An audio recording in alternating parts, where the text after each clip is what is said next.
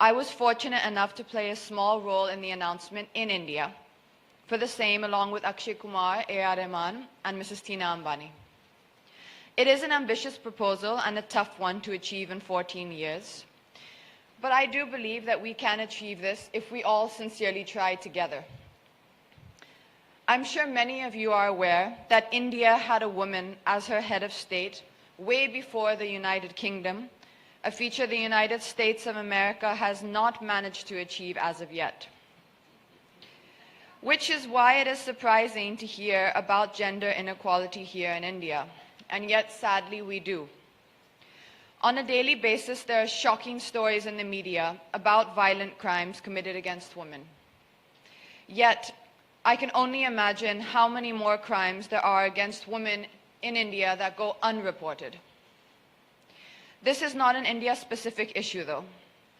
In the UN Secretary General's 2006 report on an in-depth study on all forms of violence against women, it was noted that there is no region of the world, no country, no culture in which women's freedom from violence has been secured.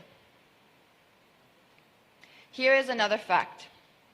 In India, according to data provided by the National Crime Records Bureau, in the year 2001, the reported crimes against women were 1,43,795. In the year 2005, the reported crimes were 3,27,394, more than a 100% increase in numbers. However, I would like to believe that this increase in numbers is not an increase in crime against women. It is an increase in the number of women who are ready to come forward and report them. The world has largely been led by patriarchal societies, and women have, through the years, largely remained quiet in the face of atrocities rather than speak out against them. I know of educated women who remain silent in the face of violence because they are afraid to confront societal norms and have fingers pointed in their own direction, especially when the majority of our society fails to recognize marital rape as a crime. I would urge more women to speak out.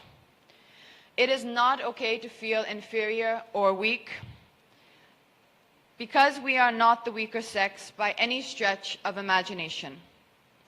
We may be more emotional, but that is what makes us caregivers and mothers. If you ask each person sitting here today who is the strongest person that they know in their lives, I think the unanimous answer would most likely be that it is their mother, as it is in my case. My mother is by far the most amazing woman I have ever known.